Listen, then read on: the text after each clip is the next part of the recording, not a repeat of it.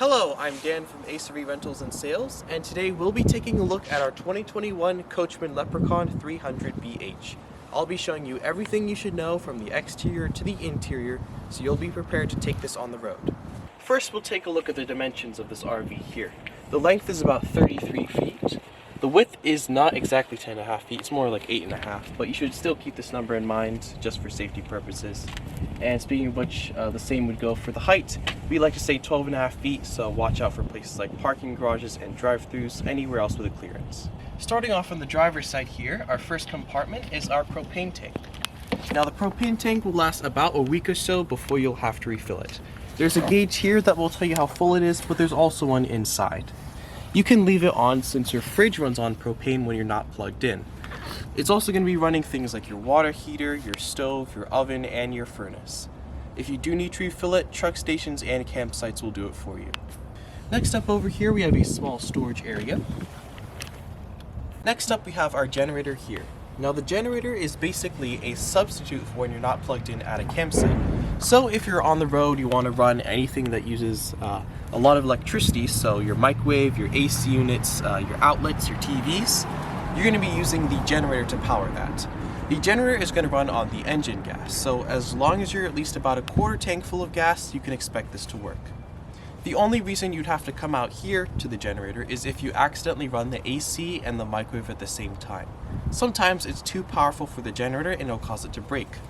In that case, you just want to take the top off here, and then your breaker is going to be right here. This will flip backwards if you do run both at the same time, so all you want to do is just flip it towards you like this. Everything else will be handled inside the RV. Over here we have our exhaust for the hot water. So I'll show you how to turn on the hot water heater inside, but expect to see and hear a little flame going in here, and don't put your hand here. Over here is our power cord connector. So when you're at a campsite, you can plug in your power cord here, and this RV takes 30 amp service. Once you're plugged in, all the major electrical appliances, once again, there'll be your AC units, your outlets, your TVs, and your microwave. They'll all be working, and you won't have to worry about the generator. Next up, we have a lot of inlets here. The one on the left is our freshwater inlet, and the one on the right is our city water inlet. You're going to be using the same hose for both of these, but in different situations. If you want to fill up the tank on the RV, so when you're on the road and you want to use something in the kitchen or the bathroom, you're going to be taking it off of the tank. And this will be how you'll fill up the tank. That's opposed to the city water inlet on the right. When you're at a campsite, you want to take the campsite's water instead of your own. So once you plug into the city water inlet, the water will bypass the tank in your RV and go straight into your pipes. Over here we have our gas inlet. It's going to take regular 87 gas, so no diesel, and the gas tank is about 55 gallons. In the back here we have our dumping station, which will be how you'll dump out your two waste tanks. I'm just going to take this sewer hose that we'll give you. I'm just going to clip it on to the outlet right here. And then I'm going to take the other end and you're going to stick this in at the sewer at your campsite or wherever else you're dumping. From there we have two color-coded valves, one for each of the waste tanks. This gray valve is going to be for your gray tank, that's your sinks and your shower water. And the black valve is going to be for your black tank, that's exclusively the toilet water. So we recommend you open up the black one first, and then the gray one to kind of flush it out. So when it's pulled out, it's open. When it's pushed in, it's closed. There are gauges inside that will show you how full or empty the tanks are. So once they're empty, you can just push them back in, unscrew the hose, and you're all good to go. And finally, all the way in the back, we have a huge storage area where we've also put some of the hoses and cords that we'll give you. So you can see we have two bags here. The one on the left is our sewer hose that I just showed you. And the bag on the right has a few other things. So this white hose here is going to be your fresh and city water hose. This black wire is going to be your TV cable. And this yellow plug here is going to be your 30 amp to 15 amp adapter you can put on the end of your power cord. Over on the passenger side, it's mostly storage. So we have a long storage compartment here, usually for things like umbrellas and beach chairs.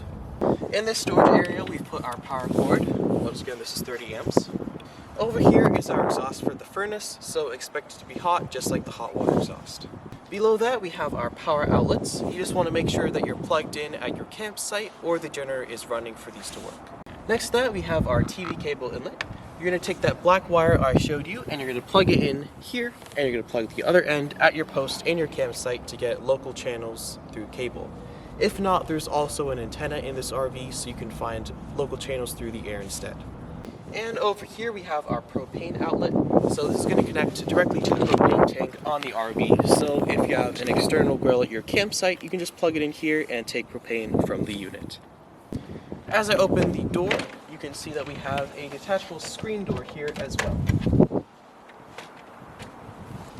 You'll note a few things once we enter the RV. To my left here we have a fire extinguisher, we also have a smoke detector and a carbon monoxide and propane detector inside the RV. To my right we have a few switches. We have the LED awning lights here. We have the galley lights right at the entrance here. We have our awning, which is going to run on the house battery, more on that in a second. It'll go out about 8 feet total, and it's really only for shade, so if it gets windy or rainy or snowy, you should bring the awning back in. If it's not working, if it's not coming out or in, just make sure the parking brake is on and the keys are out of the ignition. And you won't have to worry about the refrigerator power here. This dial here is for the house battery, which is actually right underneath these steps right here. The house battery is for very minor electrical things like the lights, the awning, and the slide outs. It's going to be powered when you're plugged into your campsite, when the engine is running, or when the generator is running. Over here is probably the most important part of the inside of the RV, which is our control panel.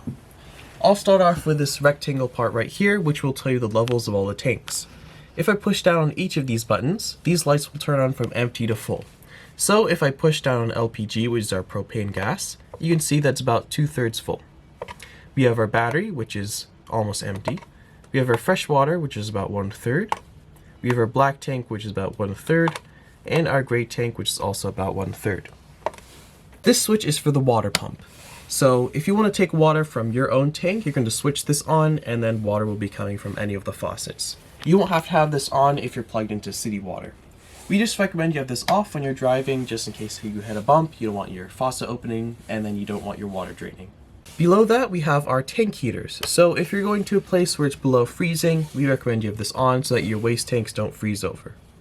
Next, we have our generator. This number will tell you the total number of hours the generator has been running ever since it was manufactured. This is a new RV, so it only says 6.3 hours. If you want to turn on the generator, you can hold down this button first to prime it until this light turns on. Once you do that, you can hold down start, give it a few seconds, and there you go. From there, you're going to wait anywhere between 30 seconds to 2 minutes, and when the microwave beeps, that means everything will be running. This RV has 2 slide outs, one on the driver's side and one on the passenger side. Just like the awning, if it's not going in or out, you just want to take the keys out of the ignition and the parking brake has to be on. This thermostat is for our living area AC. So all you have to do is just keep pressing this button to cycle through all the different modes. Right now you can see it says off. If I press it again, it'll turn on just the fan. If I press it again, it'll engage the compressor, and you can see with the snowflake that means the AC will turn on in just a few seconds. If I press it again, it'll go over to the furnace, which will use a bit of your electricity and a bit of your propane. If I press it again, it'll turn back to off. With the generator on, I'm going to show you how to find channels on the TV. So you just want to press source first, and you want to make sure the source select is set to TV. From there, you're going to press the menu button. I'm going to go over to channel, and from there we can switch between air, which means the antenna, or if you're plugged into cable at a campsite, you can use cable instead. I'm going to go back to air. I'm going to press auto scan, yes, and then it'll take about 5 minutes to find channels for you. To turn off the generator, you're just going to hold down stop.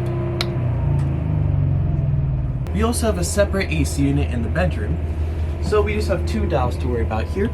If we turn this dial to the gray side, it'll just turn on the fan. If I turn it over to the blue side, that'll be the AC. This will just change the temperature, so how hot or cool it is. All the way in the back here, we have our master bedroom. We have a lot of cabinet and drawer space on both sides, up and around the bed as well. Next to the bathroom here, we have a TV and a radio and Bluetooth system. Down here we have our carbon monoxide and propane detector, and to my right we have our fuse box and circuit breaker box. We'll give you some extra fuses in the front. This here is our bathroom. So we have a standard sink. The toilet, all you have to do is just push down on this pedal here to flush it down. Again, just make sure that the water pump is on for any of these things to work. We also have our shower here. And I should mention that the toilet paper is RV specific, so you have to go to like Walmart or campsites will sell it as well. It'll say RV marine toilet paper on the packaging. We'll also give you these bottles of solution for the toilet, just in case the smell comes up, you can just pour that down there to freshen it up. Near the back here, we also have a dinette area that'll turn into bunk beds, and I'll show you that right now. First, you can just take the tabletop off of these poles. With the table out, I can take the top and just slide it on these edges here.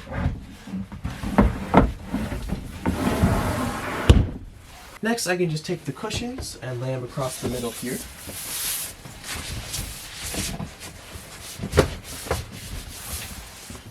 And finally, I can just take these latches out and bring the top bunk down. Next up is the kitchen area. So to my right, we have our fridge. The fridge is going to run on propane when you're not plugged in, but when you do plug in, it'll automatically switch over to electricity. So no matter what, your fridge is going to stay on and your food will stay cool the whole time. Over here we have a standard kitchen sink. And over here we have our standard house microwave. Below that here we have a stove that runs on propane. We can turn this dial to high and turn this dial to ignite the burner. Once you're done, just make sure you wait a few minutes before you put the top back on, just in case the propane gets trapped in there. To open the windows, you just want to flick these two latches outward and just pull open. For the blinds, you just pull down and push back up. Here in our living area, we have our sofa with 3 seat belts, and we have our dinette with 4 seat belts. Both of these turn into beds, and I'll start with the sofa. Down here we have a little black handle.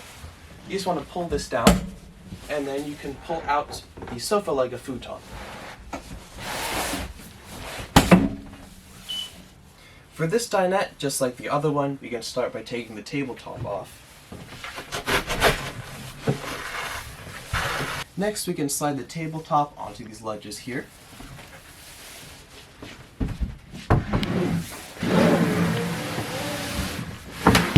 And finally, we can take our cushions, put them in the middle here, and here's our bed. We have an overhead bunk here. You can just pull this cushion down.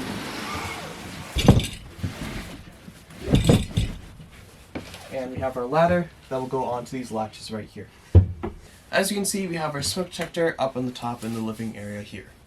As far as the keys go, this one here is for our ignition. This oval key here is going to be for our cabin door. And the silver key is going to be for all the outside compartments. Contact info on this keychain here. On our display panel here, we have our radio. We can connect our phone with Bluetooth, and we also have a rear view camera here. We can leave it on when we're driving, or if you put the RV in reverse, it will automatically come on. We also have side view cameras as well, just by turning on the blinker. So this is our right camera and our left camera. By my left foot here, we have our parking brake, so I'm just going to push down to engage it, and then we have a handle here to release it. That's all I have to say for our 2021 Coachmen Leprechaun 300BH. I'm Dan from Ace RV Rentals and Sales, and have a great trip.